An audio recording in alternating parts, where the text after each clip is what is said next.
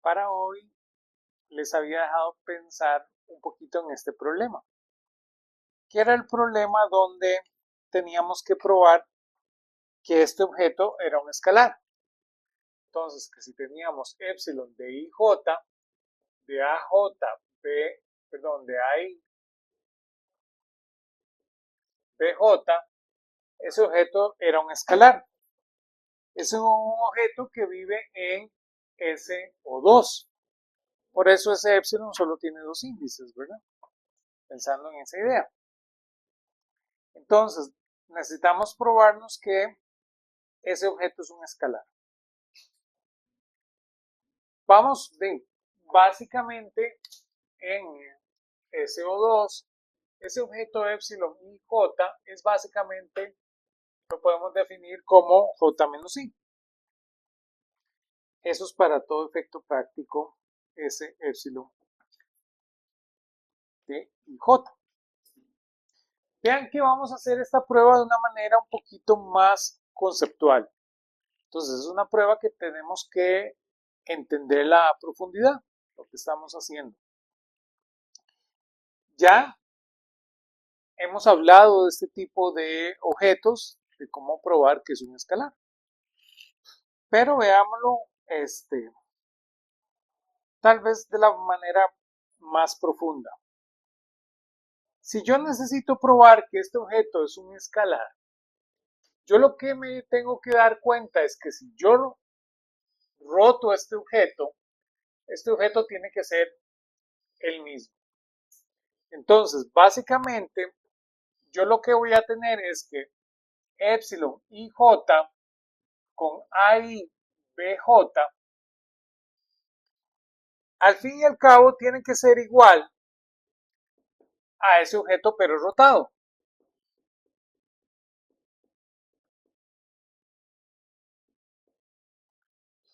A ese objeto que está ahí. Vean que el epsilon es un objeto que no va a cambiar por la rotación y entonces nos va a tener que al fin y al cabo probar esta relación. Vean que nosotros tenemos la definición de qué es ser un vector. Vean que entonces ser un vector, por ejemplo, un vector aquí en esta simetría, le voy a llamar R sub i', tiene que ser igual entonces a R de IJ con RJ, donde R es la rotación, nuestra matriz de rotación. Entonces, claro, yo lo que voy a hacer en esta prueba es sustituir esta definición en esa relación y ver qué me da ese objeto. Entonces, básicamente tengo estos dos ingredientes. Entonces, si tomo esta definición y la aplico acá, vean que eso me va a decir que epsilon y j voy a tener que ver este prima. Este prima lo voy a tratar como R sub i de x por ax. Este sería el primer vector. El segundo vector va a ser rjy de by. Que tiene que ser igual entonces a lo que decimos. Tiene que ser igual a epsilon y j de ai a j. Perdón, bj.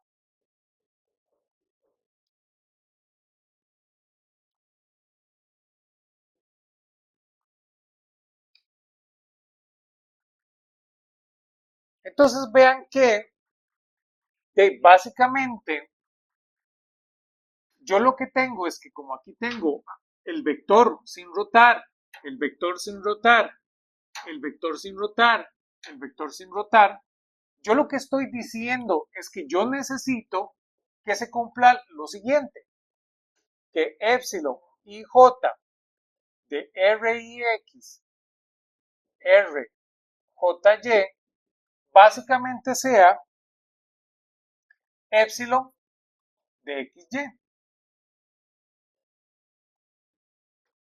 ¿Lo ven? Claro, aquí jugué un poquito con los índices, ¿sí? Aprovechando que hay índices nudos.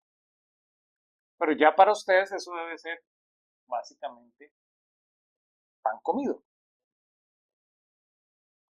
Entonces, mi prueba se vuelve probar que esto es cierto.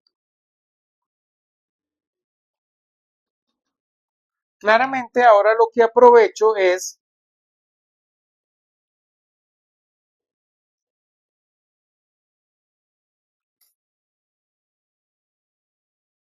¿qué aprovecho? Yo aprovecho el recordar que R de IJ inverso va a ser igual a R de IJ transpuesto y esto es igual a R de JI. Esto para nuestro grupo de CO2. Entonces, esto va a ser otro factor que va a ser importante en nuestra prueba.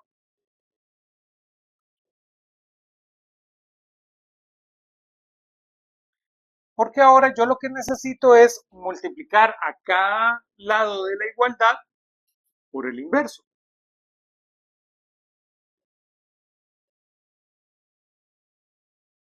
Entonces, si yo multiplico por el inverso, esto implica que épsilon de IJ va a ser igual a R y X RJY por épsilon X y Y.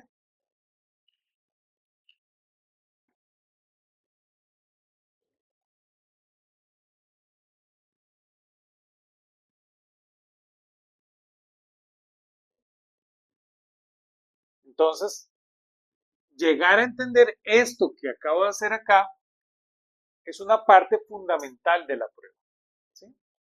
Ustedes tienen que poder entender esto que está aquí, cómo jugamos con los índices y por qué lo hicimos de esa manera.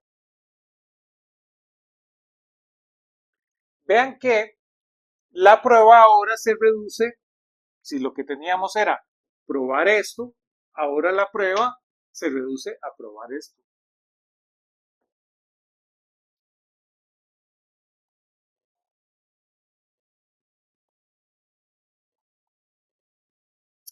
Entonces, vean, tenemos que probar esa relación. Para eso, recordemos que en general, para cualquier matriz 2×2, el determinante de cualquier matriz 2×2, que en esa va a ser D, nosotros lo definíamos a partir de ese épsilon. Entonces, el determinante de cualquier matriz 2×2 va a ser épsilon de IJ por D1 y D2J. Esa era nuestra definición del determinante, para la cual usábamos este objeto.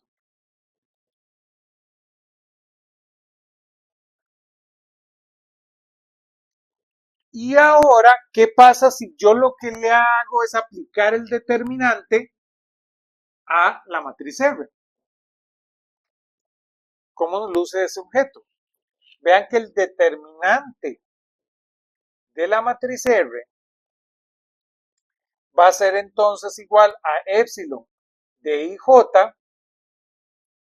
por R1 y R2J.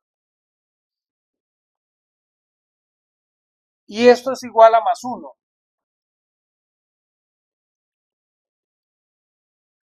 ¿Por qué es igual a más 1?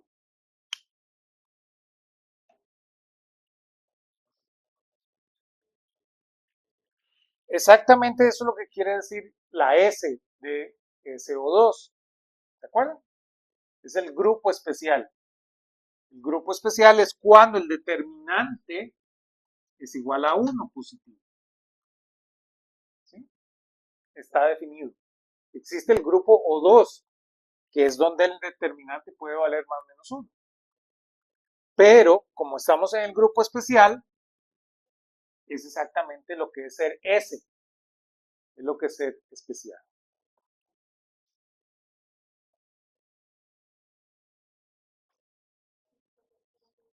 Sí.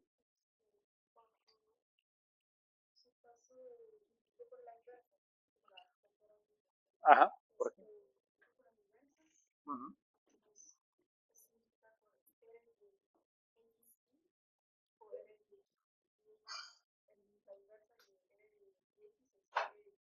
Uh-huh.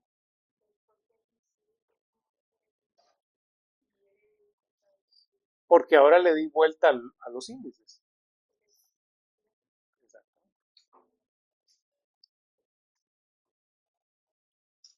Entonces vean que ahora, si yo intercambio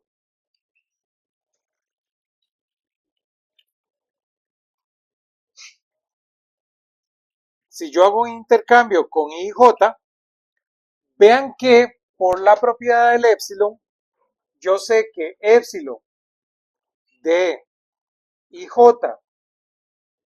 pero ahora de R2I, R1J, vean que ese objeto da menos 1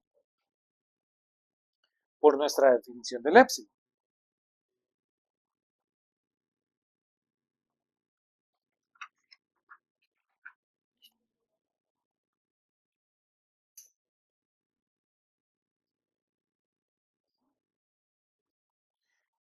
Y sabemos, igual por la definición del épsilon, que los otros dan 0.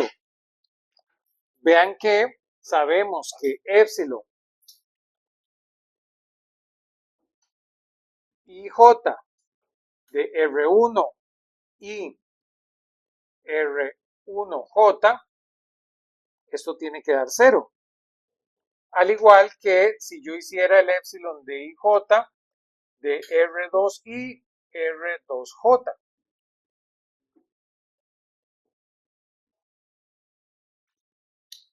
Y entonces, claro, vean que ya ahora tengo los 4 casos. ¿Cuáles 4 casos? Exactamente estos 4 casos. ¿Lo ven? De mi definición tengo exactamente los 4 casos. Si yo los pongo todos juntos, vean que esto lo que dice es que el épsilon de IJ de RAI RBJ va a ser igual al épsilon de AB, que es justamente lo que teníamos que demostrar. ¿Verdad? Si ahora los pongo todos juntos.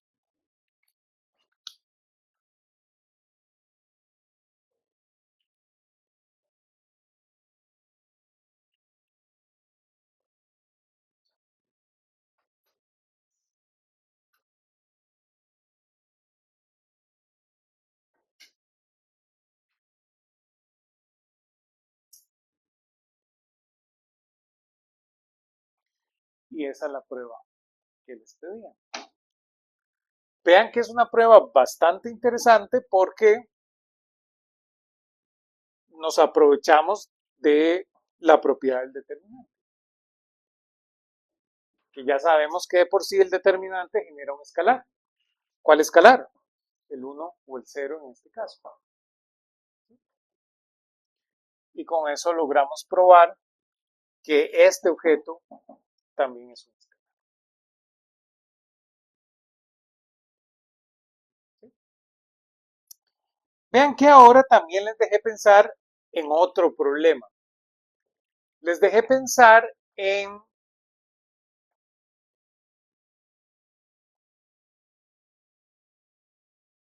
la variedad asociada a SO3.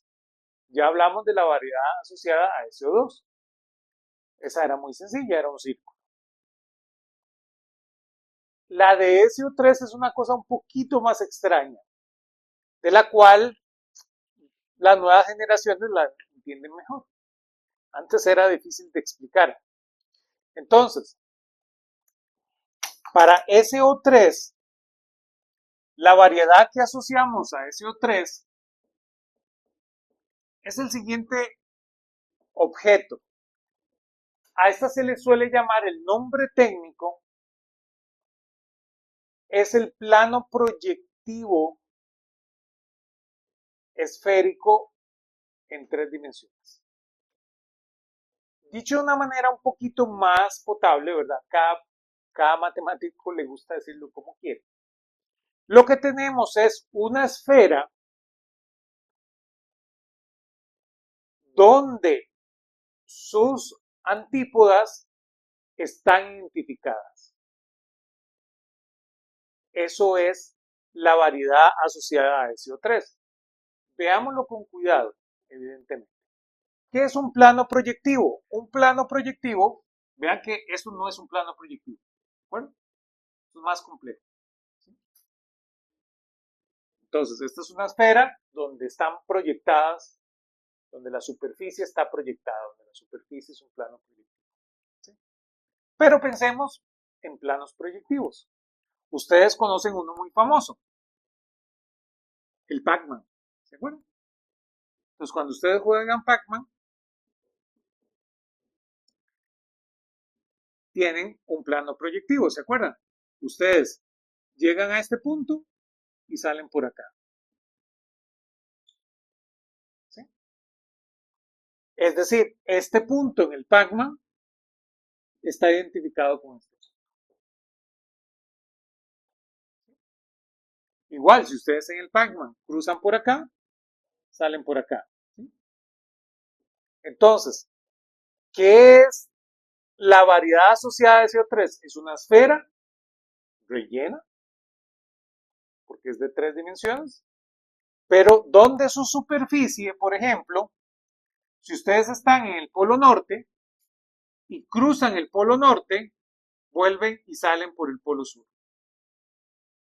¿No ven? Esa es la variedad asociada a SO3. Una esfera donde ustedes hacen eso. ¿Por qué tienen que hacer esto? ¿Por qué tiene que ser proyectivo?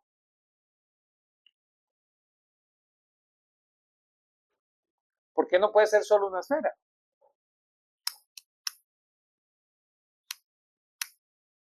Para SO2 fue solo un círculo.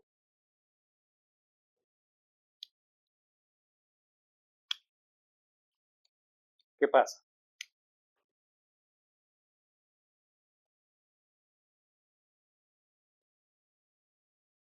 ¿Qué me dice?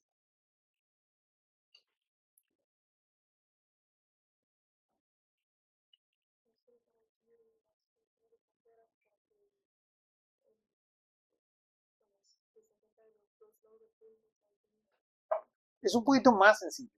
No es tan complejo como eso. ¿Cuáles eran las propiedades para hacer un grupo? Ajá. Ajá. ¿Cuál era otra? Tiene que ser cerrado, ¿lo ven? Entonces, cuando usted se va moviendo por aquí, tiene que volver a caer en la variedad. La variedad tiene que ser cerrada. ¿Lo ven? El movimiento en la variedad. En el círculo, yo terminaba dando vueltas en el círculo. Aquí necesito poder lograr lo mismo. Dicho de otra manera, en 4 dimensiones, ¿lo ven? Yo también podría ver la variedad de CO3 en 4 dimensiones. Realmente es un disco 4-dimensional, es un hiperdisco. ¿Lo ven? Esa es la variedad de CO3. Lo que pasa es que pasarnos a 4 dimensiones ya nos es un poquito más difícil. ¿De acuerdo? Visualizarlo. Por eso necesitamos aprovecharnos de estos mundos proyectivos. Entonces, si lo viéramos en 3 dimensiones, tenemos que llamar a esta esfera proyectiva. Yo me vengo moviendo, pero ahora más internamente ustedes lo pueden ver. ¿Por qué SO2 yo necesité solo un círculo? pero SO3 no puedo necesitar una esfera.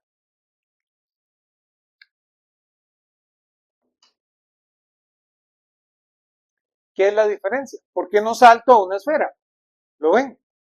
Si SO2 es un círculo y yo lo pude contener, es cerrado en un círculo, ¿por qué SO3 no es cerrado en una esfera?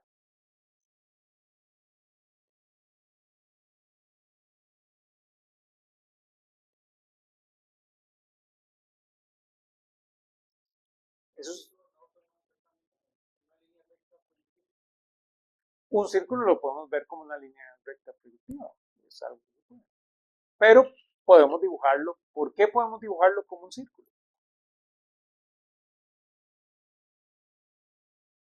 ¿Y por qué SO3 no lo puedo dibujar como una esfera?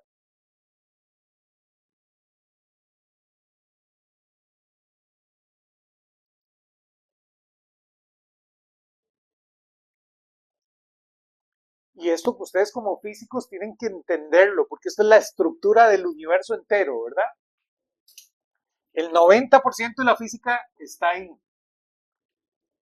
¿Por qué el 70% de la física la puedo hacer en un círculo y el 20% de la física que resta no? ¿Por qué necesito 4 dimensiones?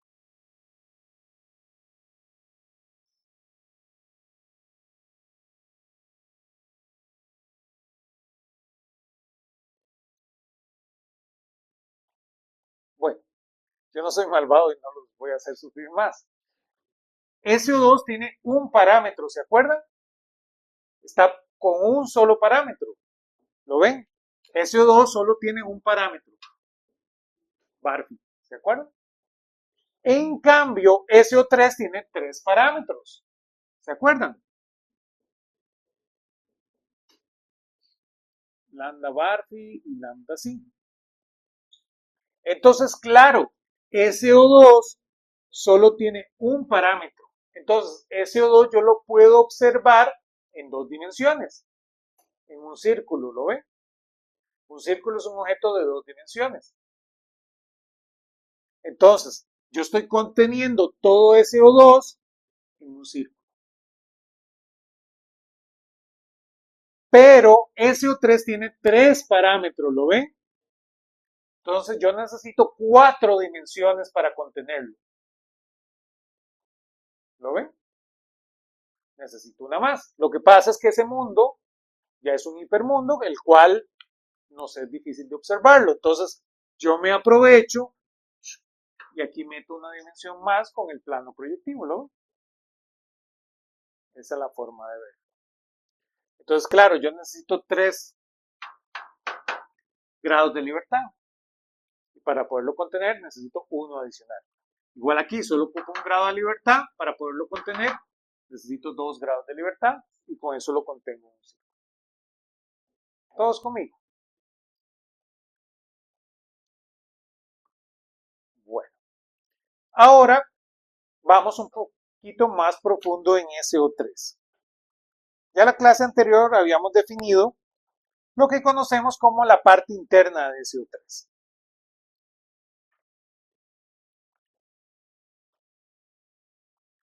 Ahora vamos a ver qué pasa con SO3 de forma infinitesimal. Fue lo mismo que hicimos con SO2. Vimos a S2 como las rotaciones, pero después nos fuimos al caso infinitesimal. Aquí vamos a hacer lo mismo. Queremos ver, ok, ya tenemos las 3 matrices, pero ahora queremos ver el caso infinitesimal. Para poder obtener propiamente los parámetros generadores de SO3.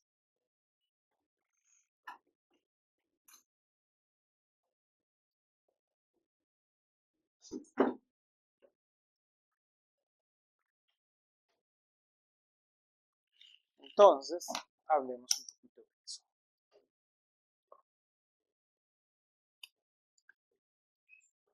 Entonces vean que si pensamos en RZ,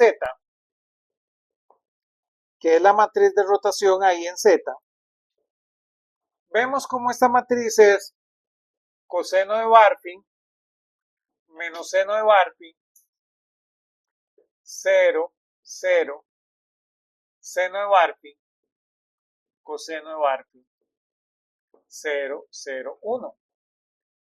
Esa va a ser nuestra rotación en Z, que fue lo que vimos en la clase anterior. Infinitesimalmente, vean que ese objeto, es decir, para un Barphi pequeño, vean que ese objeto realmente yo lo puedo ver como un epsilon z, que va a ser igual entonces a 1 menos Barphi, Barphi 1, 0, 0, 0, 0, 1. Más órdenes más grandes que Barphi cuadrado, ¿verdad?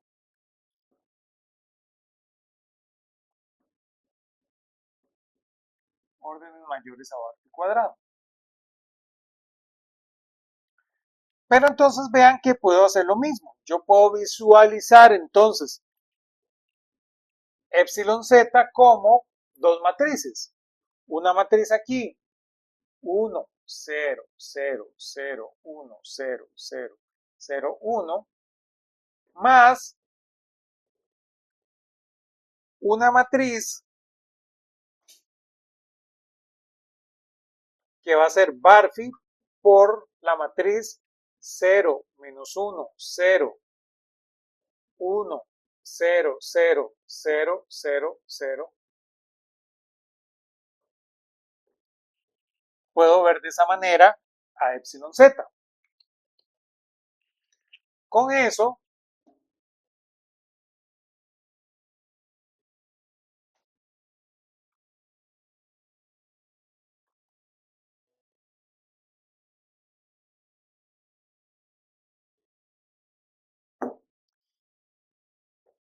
vean que le puedo dar nombre a esas matrices. Yo puedo definir una matriz, esta le voy a llamar M3. Vean que M3 entonces la defino como 0, menos 1, 0, 1, 0, 0, 0, 0, 0. Entonces mi epsilon z, vean que epsilon z se vuelve entonces la matriz identidad más Barphi con M3.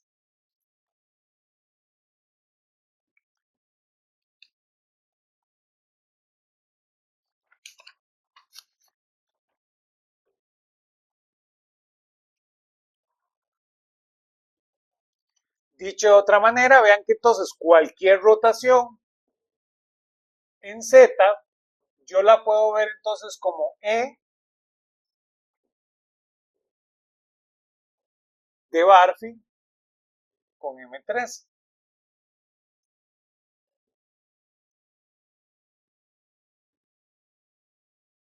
Más profundo, yo podría definir algo interesante.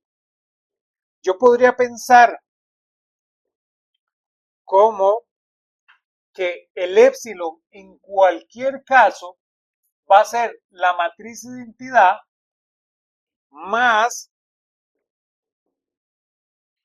un objeto que le voy a llamar var, perdón, más bien phi vector, punto, como un vector de matrices.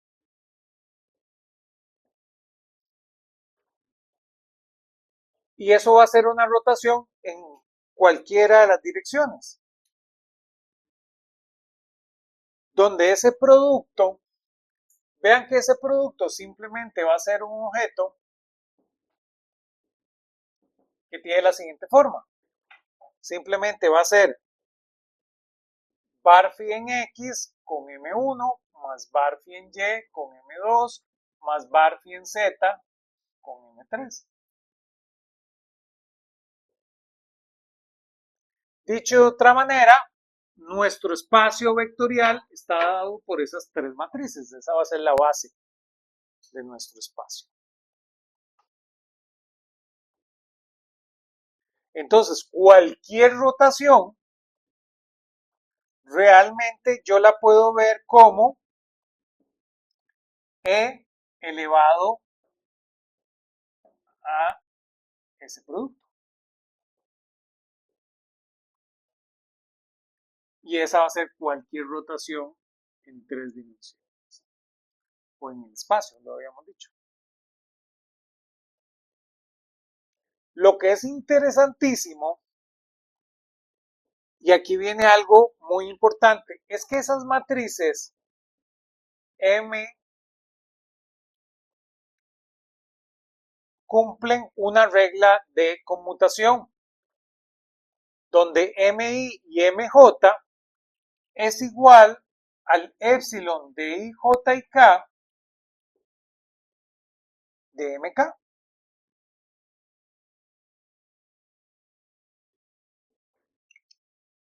Esto que está aquí es súper relevante para el grupo.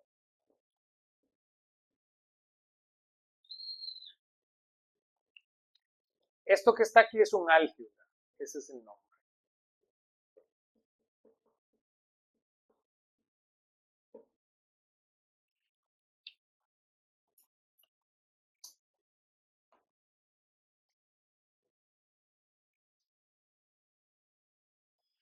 Es un álgebra porque yo tengo la operación del grupo, ¿se acuerdan? Y ahora tengo esta regla, esta otra operación. Esto es una operación adicional. ¿Lo ven? Y se acuerdan que para una álgebra necesito 2 operaciones donde una está bien definida y la otra más o menos. Eso es lo que estoy introduciendo con esta regla de conmutación. Entonces, esta es el álgebra asociada al grupo, lo cual va a ser interesantísimo. Aquí el epsilon i, j y k, que es nuestro viejo amigo epsilon i, j y k, este objeto tiene un nombre trascendental en el grupo. A esto se le conoce como la estructura del grupo.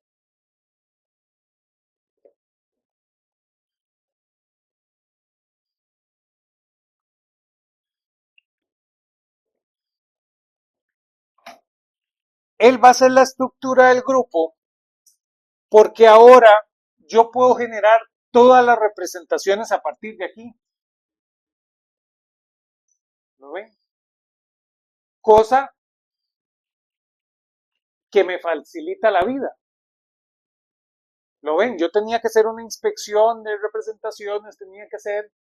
No, ahora simplemente si yo quiero ver SO3 en 7 dimensiones, agarre 3 matrices que cumplan esta relación de conmutación. Esas son la representación del grupo en 7%. ¿Lo ven?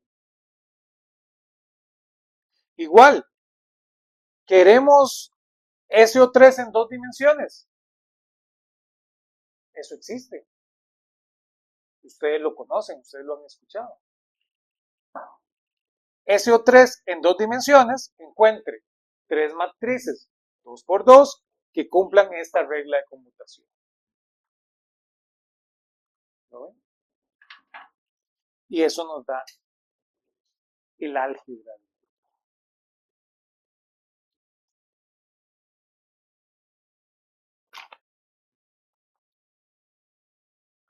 Técnicamente, como este grupo produce esto, el nombre técnico es que esto es un grupo de Lie. Ese es el nombre técnico que le damos. Entonces, esto realmente es un álgebra de Lie.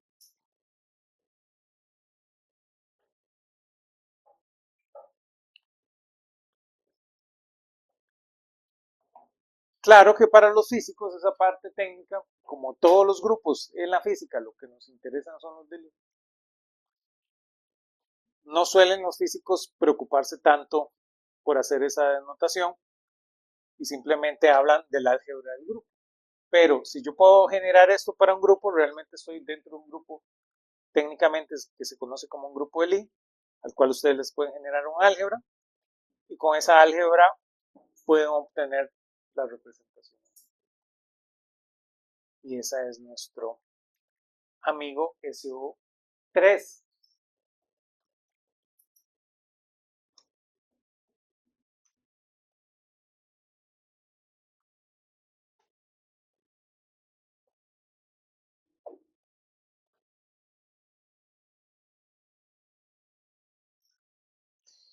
No solo eso, vean que ya sabemos por qué existe el producto cruz. Nuestro amigo el producto cruz, que es un producto exterior, ¿lo ven? Producto extraño. El producto cruz existe bajo esta idea. Realmente, por coincidencia, en ese sistema tenemos una simetría. Esa simetría mantiene esta regla de conmutación. Entonces, aprendemos del proceso bajo esa regla de conmutación. Y eso es lo que estábamos haciendo por debajo con lo que conocíamos como el producto cruz. ¿Lo ven? El álgebra vectorial viene a existir por esa razón. Nosotros teníamos bien definidos nuestros vectores. Nosotros teníamos la suma vectorial. Era suficiente para estudiar el espacio vectorial. Con la suma vectorial yo podía hacer todos los cálculos que necesitaba. Tenía un álgebra. El álgebra era a través de la multiplicación con el escalar. ¿De acuerdo? Entonces, yo el álgebra realmente la definía de esa manera. Simplemente tenía la suma vectorial y la multiplicación por el escalar. Y eso era toda mi álgebra vectorial. De la nada apareció el producto cruz, que era una cuestión muy extraña. Bueno, y ahora para nosotros no es muy extraña, ¿lo ven? Simplemente los vectores son los objetos que rotan como vectores, ¿se acuerdan? Si usted rota como vector, coincidentemente, los objetos que rotan como vector tienen la simetría SO3. Si usted tiene SO3, cumple esta relación. Y esa relación le permite ir más allá, le permite moverse en todas las representaciones posibles. ¿Lo ven? Cuando ustedes lleven mecánica se van a asombrar cosas como que ustedes sufren con el torque. ¿Lo ven? Ese producto cruz es un artificio de quedarse en una representación. ¿Lo ven? Es una restricción al terminar ligados a una representación. Ustedes no necesitaban por qué hacer balance de torques, por ejemplo. Entonces, eso aprendemos de estudiar esos sujetos de nuestra teoría de grupos. Vean que podemos recordar dónde iniciamos. Iniciamos hablando de nuestro amigo el modelo estándar. Y hablamos del grupo del modelo estándar. Voy a borrar por acá. Ya al haber concluido con SO3.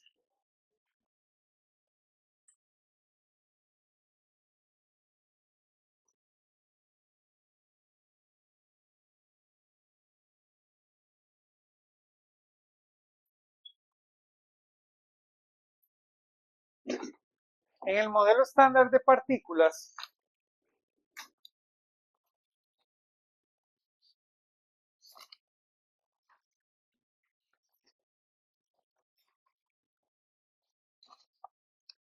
tenemos este grupo. SU3 cruz SU2 cruz U1. Y ese es nuestro grupo de el modelo estándar de partículas. Vean que habíamos usado SO2 o SO3, la O habíamos dicho que era de ortogonal, ¿se acuerdan? Aquí esta U es de unitario. Esto también son grupos de Lie. ¿Lo ven? Ustedes van a terminar con lo mismo. Estos grupos tienen un álgebra. Y así es como nos movemos en las diferentes representaciones. No era nada extraño. Yo ya les había dicho, esto simplemente es electromagnetismo. Esto simplemente es la fuerza débil. Y esto simplemente es la fuerza fuerte.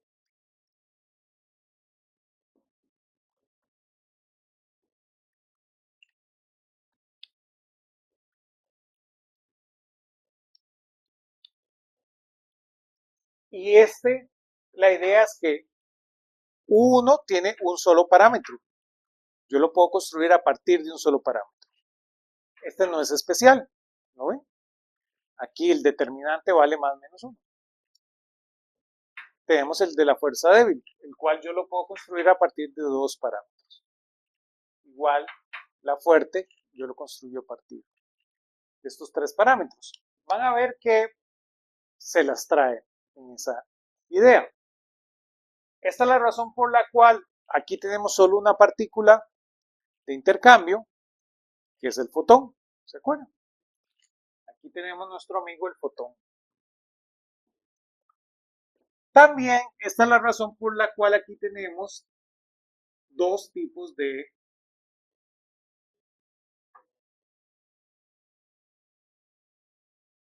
intercambiadores de la fuerza.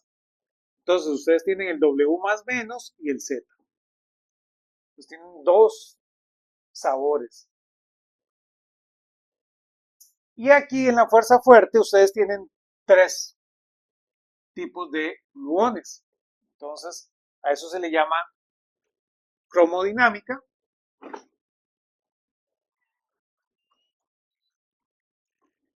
Porque ahí ustedes tienen 3 colores. Entonces no es coincidencia de por qué eso viene. Bien. Entonces se le llama cromodinámica. Nada tiene que ver con ningún color, ¿verdad? Los físicos son poco hábiles para darle nombre a las cosas, pero ustedes piensan que es en RGB, ¿verdad? Con rojo, verde y azul, como los colores, que todos los colores se pueden generar a partir de rojo, verde y azul. Pues la idea es pensar en que los gluones tienen, ¿verdad? Hay esos colores en todas las partículas. Van a ver que realmente aquí tenemos una parametrización interesante, pero eso ya se los dejo cuando ustedes lleven el curso de física de partículas. Ahí se los recomiendo. Que es un mundo bastante interesante. Y les decía, para que piensen un poquito, este es el grupo del modelo estándar. Este es un grupo bastante grueso, bastante feo. Les contaba que este grupo es subgrupo de SU5. Y a este le llamaban el grupo de gran unificación. Lo que pasa con SU5 es que cuando yo calculo la álgebra de Lie me da unos bosones adicionales, unas partículas de intercambio adicionales, las cuales son un problema. Pero bueno, ahí está la investigación. Entonces, ustedes como físicos tienen que entender SO2, SO3, este grupo, hay 2 grupos más, que es el grupo de Lorentz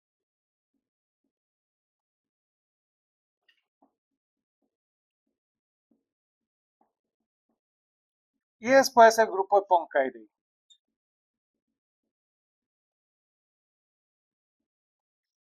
Hay esos 2 grupos que ustedes tienen que entender.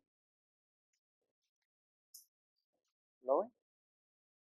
Necesitamos entender del grupo de Lorentz, del grupo de Poincaré, de SU5, de este monstruo que está aquí, de SO2 y de SO3. Les voy a ser sinceros, no es raro, ¿verdad? Realmente estos grupos están relacionados, están íntimamente relacionados con SO2 y SO3. Entonces, no es nada extraño. Por eso no son tan complejos como tal. Ya nuestro amigo, el grupo de Lorentz y el grupo de Poincaré, son un poquito más interesantes, les voy a dejar de tarea que averigüen qué es el grupo de Lorentz, qué es el grupo de Poincaré. Y eso podemos discutirlo al inicio de la próxima clase. Todos conmigo. Y con eso podemos cerrar esta parte de teoría de grupos. Como les conté, les hago el spoiler, en el curso de métodos matemáticos de posgrado, que lo da un elegante profesor, se ofrece el siguiente semestre. ¿Qué es lo que hacemos? Vemos este bicho. Ya ustedes vieron SO2, SO3, que es lo que ocupa para estudiar mecánica. En posgrado ven este bicho y ven estos dos bichos. Y eso es su curso de métodos matemáticos de posgrado. SO5, ya ese es muy particular. Ya cuando ustedes aprenden este, SO5 camina por ahí. Les puedo contar cosas más interesantes. Hay un grupo que es E6, Cruz E6, que también podría ser el reemplazo de SO5. Esos son tecnicismos que me gusta a la gente de partículas. Si ustedes llegan a un curso de partículas, se meten en este mundo. Entonces ahí les recomiendo.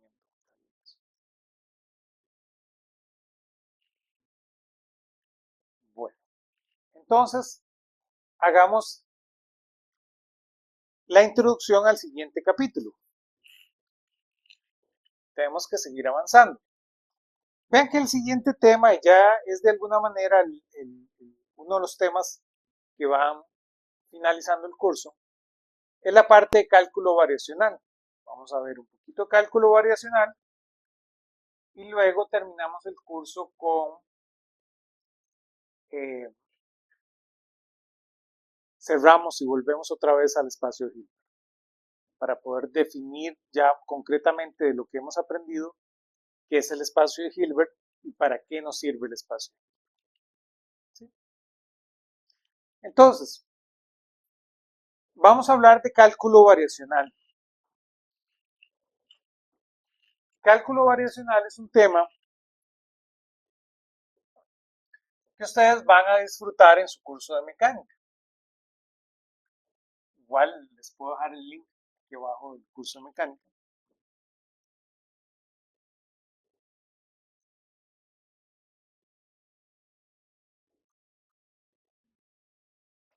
Entonces, es una herramienta que es bastante relevante para la física.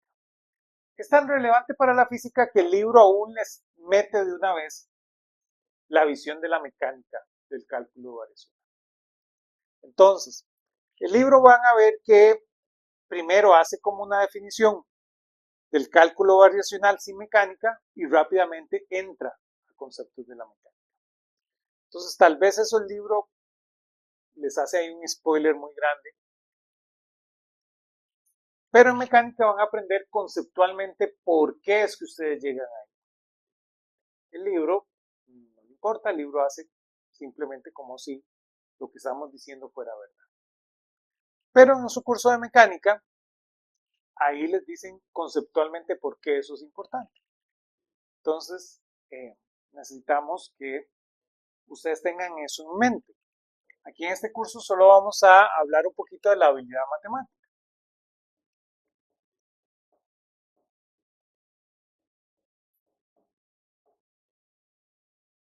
Entonces vamos a hablar de cálculo variacional. Muchas veces le dicen cálculo de variaciones. O nada más estudio de variaciones. Hay varios nombres. Entonces, lo que tenemos que tener en mente, y eso abre aún la puerta a otro tema que ustedes ven en su curso de métodos 3, vamos a recordar las operaciones matemáticas. Habíamos hablado del álgebra, ¿se acuerdan?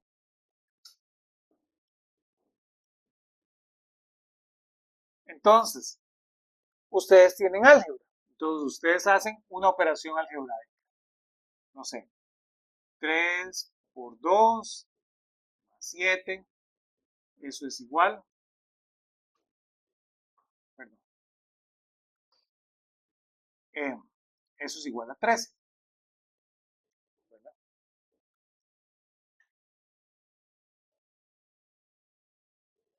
Esa es una operación algebraica. Yo puedo hacer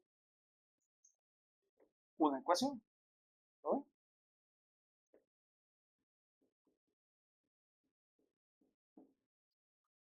Entonces, en una ecuación, yo tengo que x más 7 es igual a 13. Entonces, realmente, el resultado de una ecuación, vean que es una relación algebraica. ¿No ven?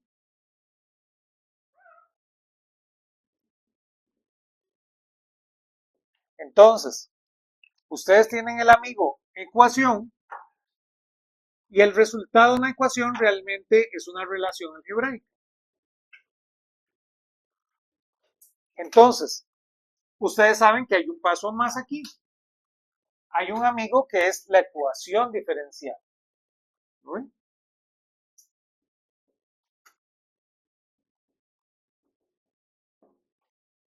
Entonces, ustedes tienen la ecuación diferencial. La ecuación diferencial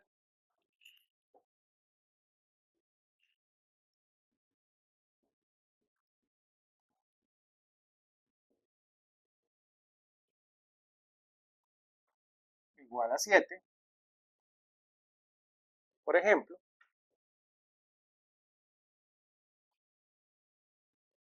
vean que su resultado de una ecuación diferencial, al fin y al cabo, es una ecuación.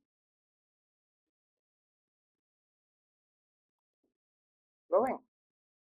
Entonces, yo tengo la ecuación diferencial, el resultado de una ecuación diferencial es una ecuación, y el resultado de una ecuación es una relación algebraica.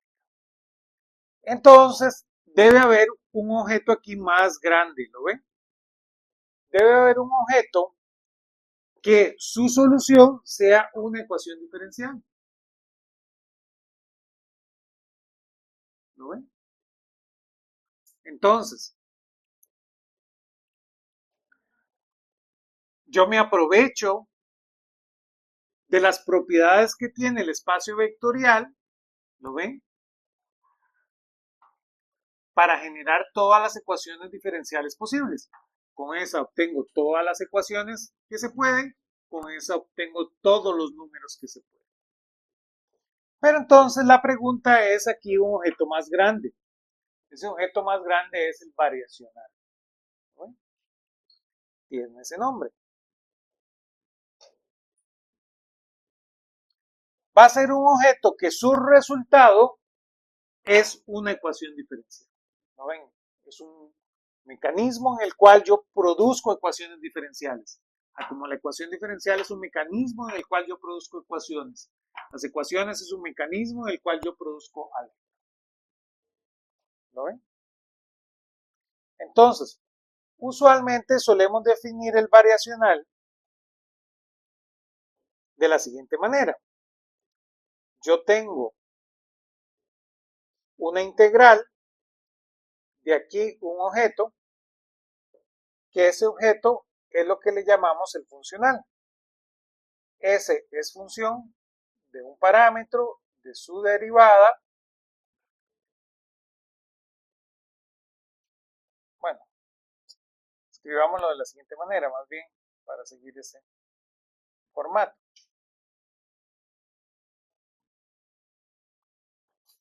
Y entonces a este objeto yo lo defino como el variacional. Entonces, básicamente yo lo que busco es minimizar esta cantidad. La minimización de esta cantidad me da una ecuación diferencial. Y después la mecánica aprovecha eso, ¿lo ven? La mecánica, que eso es otro lado, eso es otro mundo, aprovecha el hecho de que ustedes minimizan y generan las ecuaciones diferenciales. En el mundo o en la jerga de la mecánica, estas son las ecuaciones del movimiento, ¿lo ven? Me permiten estudiar la evolución de los sistemas. Entonces, voy a tener un objeto que me va a producir ecuaciones diferenciales. Ese objeto yo le llamo el variacional.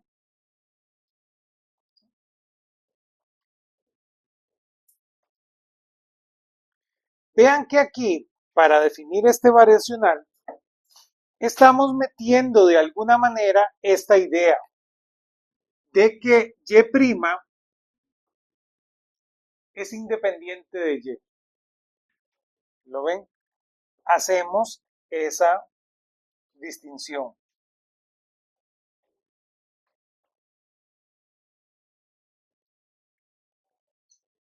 Entonces, eso es algo que se las trae.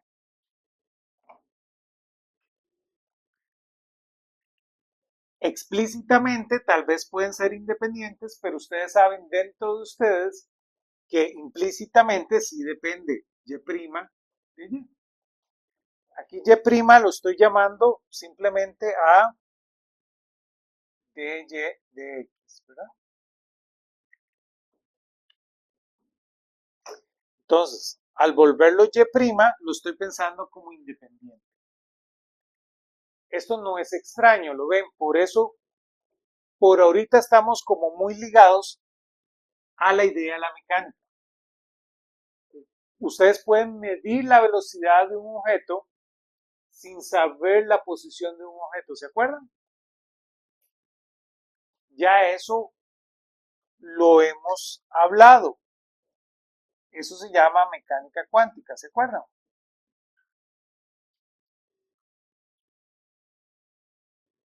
¿Sí?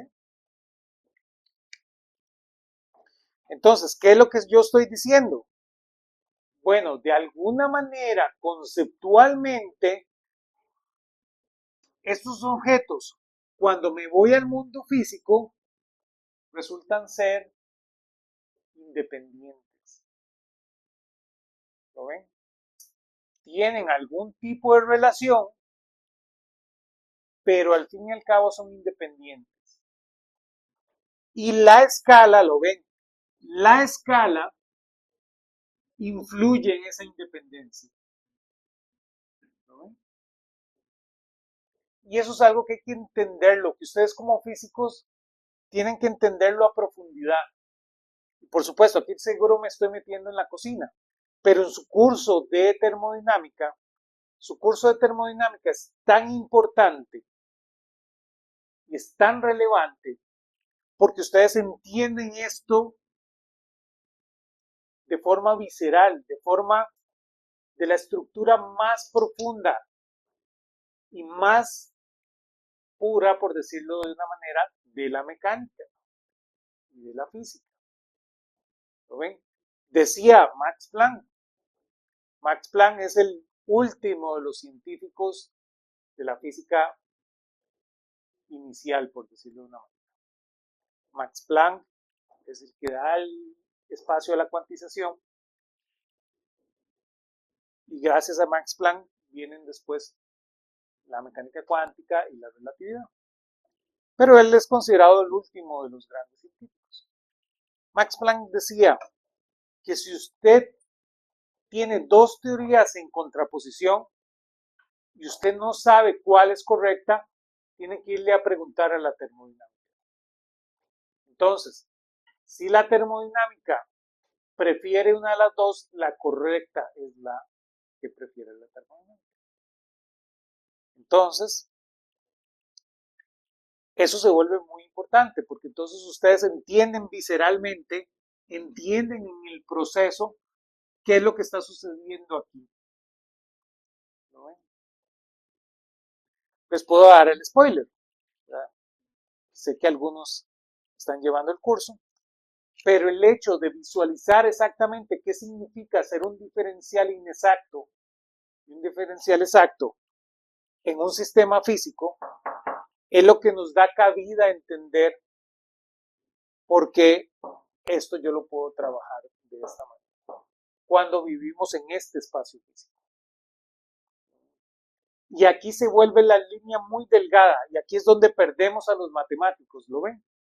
Hay una línea muy delgada entre lo que es la física y lo que es las matemáticas. De alguna manera aquí estoy influenciando demasiado el hecho de la existencia de este universo en esta definición matemática. Yo no puedo no llamar al universo para resolver ciertos tipos de problemas muy matemáticos. Eso ya lo habíamos hablado, eso es el teorema de la escogencia, ¿lo ven? El teorema de la escogencia tiene un camino si yo pienso en un mundo físico, ¿lo ven? Y eso es lo que es importante que ustedes. Entonces, tienen eso para pensar, ¿sí? Y lo del grupo de Poincaré y lo del grupo de Lorentz. Y con eso empezamos la próxima.